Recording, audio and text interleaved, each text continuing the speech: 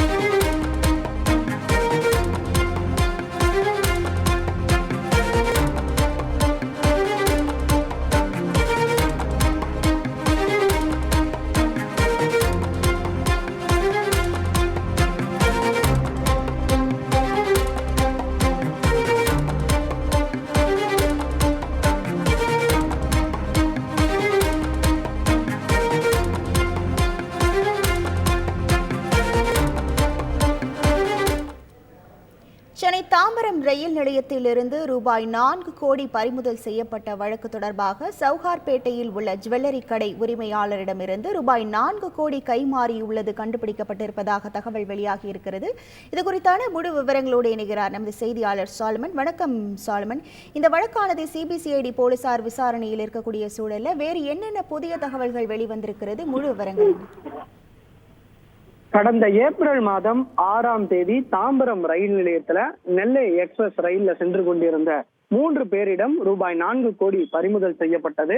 இந்த பணமானது பாஜகவோட நிர்வாகியான நயினார் நாகேந்திரனுக்கு சொந்தமானது என அவர்கள் வாக்குமூலம் அளிக்கப்பட்ட நிலையில அவர்கள் 3 பேரையும் போலீசார் கைது செய்து தீவிர விசாரணை மேற்கொள்ளப்பட்டு வருகிறது. குறிப்பாக இந்த வழக்கை சிபிசிஐடி அதிகாரிகள் சுமார் 1 மாதத்திற்கும் மேலாக தீவிரமாக விசாரணை மேற்கொண்டு வருகின்றனர்.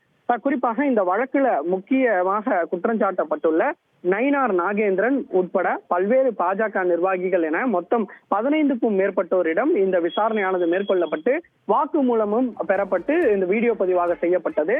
இந்த நிலையில இவர்களிடம் நடத்தப்பட்ட விசாரணையில பல்வேறு தகவல்கள் வெளியாகி இருப்பதாக சிபிசிஐடி தரப்புல ஒரு தகவல் வெளியாகி உள்ளது.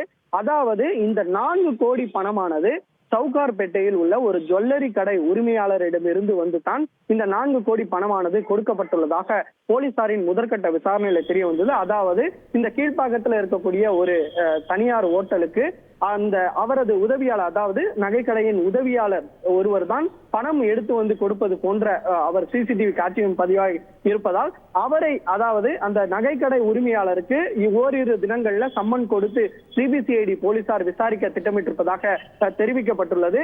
இந்த பணமானது தான் பல்வேறு தரப்புல, அதாவது பல ஓட்டல்களுக்கு இந்த பணம் தான் கைமாறி இருப்பதாகவும் இந்த பணத்தை தான் கொண்டு செல்லும் போது சிபிசிஐடி போலீசாரிடம் அந்த 3 நபர்கள் சிக்கி இருப்பதும் போலீசாரின் விசாரணையில தெரிய வந்திருக்கு. இது மட்டுமின்றி அவரது உதவியாளருக்கும் இந்த சம்மனானது வழங்கப்பட இருப்பதாகவும் சிபிசிஐடி தரப்புல தெரிவிக்கப்பட்டுள்ளது.